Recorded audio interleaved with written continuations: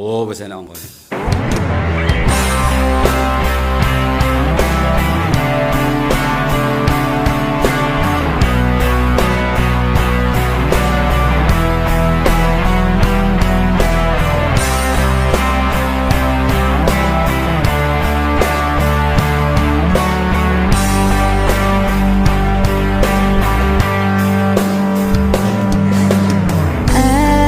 Akan ku persembahkan untuk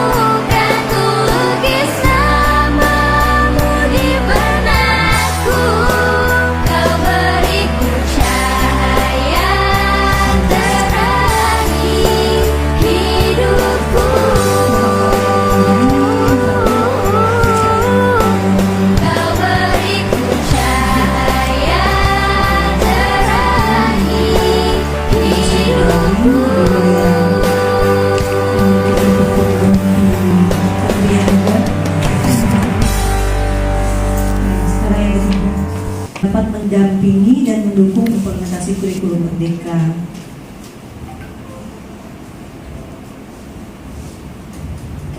Nah, Bapak Ibu, sebelum kita memasuki diskusi kita mengenai perancangan dan penerapan proyek penguatan profil pelajar Pancasila yang berpusat pada peserta didik, mari kita bersama-sama berdoa terlebih dahulu barangkali yang berpusat pada murid.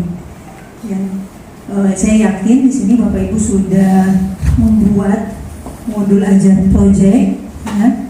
Jadi nanti kita akan berdiskusi bersama mengenai pengalaman yang telah dilakukan sebelumnya. Kemudian yang kedua, memahami prinsip utama fasilitasi perancangan dan pelaksanaan proyek penguatan profil pelajar Pancasila. Nah, di sini ya poin yang nampaknya kalau bagi saya pribadi juga hal yang baru, tapi barangkali Ibu Bapak sudah melakukan ini, yang mana dalam perumusan atau pembuatan modul proyek ini baiknya itu dirancang bersama melibatkan peserta didik.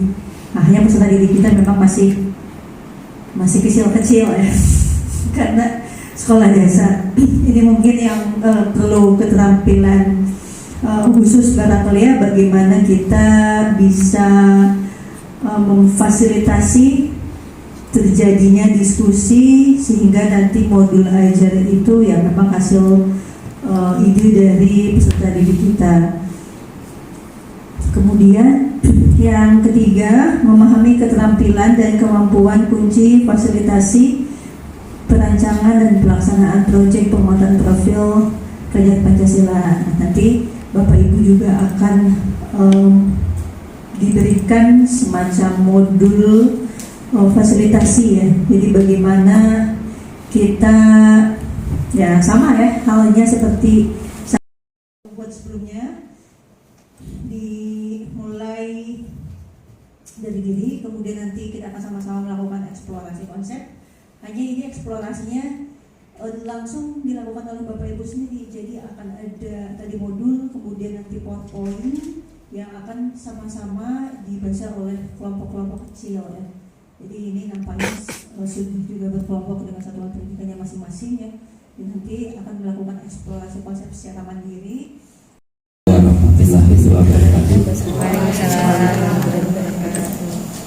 Terima kasih atas waktu yang diberikan kepada kelompok kami. Ingin menanggapi dari penyampaian dari SD Kedung Banteng Blok 2 yang Dawe Bu Ranti luar biasa, bahkan insya Allah semuanya juga acung jempol untuk penyampaian tadi. Jadi tepuk tangan itu dulu. Ibu Bapak yang saya hormati, mohon maaf Pak Edi barangkali nanti kurang berkenan gitu ya. Dari pilihan tema yaitu luar biasa, kearifan lokal begitu, bertambah luar biasanya yaitu pada pilihan topiknya gemar makan sayur hasil budidaya sendiri. Bahwasannya memang bagaimanapun juga imbas atau dampak dari era global sekarang ini adalah makan yang istilah cepat saji. Jadi anak-anak dari kecil sudah terbiasa dengan hal itu sehingga meninggalkan kebiasaan yang mestinya lebih baik, lebih sehat. Bahkan nun sewu, kalaupun mungkin bisa dikatakan di area atau wilayah selatan pun ternyata sudah begitu ya Pak Edi ya. Artinya mengampun orang yang gunung itu selalu 3 jam. Ternyata juga begitu ya. Jadi di daerah kami pun juga begitu. Tadi Bu Bella itu proyeknya mengangkat dimensi kearifan lokal. Terus setelah saya ikuti alurnya, tadi sepertinya di dalam proyek itu sekolah itu tadi latar belakangnya kan hampir sama dengan Pak Edi. Itu karena anak-anak suka makanan instan ya atau siap saji, di mana dalam makanan siap saji tadi seperti yang disampaikan Bu Wela itu tadi kan ada pertanyaannya pemantik lebih sehat mana begitu ya. Otomatis dalam makanan siap saji itu kan perlu dijelaskan di dalam makanan siap saji itu yang pertama mengandung pengawet buatan, pewarna makanan buatan, bahkan perasa buatan. Terus kalau tidak salah dengar Bu Wela tadi dalam alur LK-nya tadi sekolah itu menyediakan makanan tradisional. Nah, untuk menyediakan tradisional itu apakah tidak perlu adanya tahapan untuk membedakan makanan siap saji dan makanan tradisional? Dimana kalau makanan tradisional itu kalau pewarnanya saja bisa alami, misalnya dengan daun suji. Terus penyedapnya atau aroma pewarna juga bisa dari kunyit misalnya atau jahe begitu. Terus untuk proyek ini yang pertama tadi kalau saya tidak salah mengamati atau mendengar itu kan harus holistik, artinya penilaiannya itu menyeluruh begitu ya.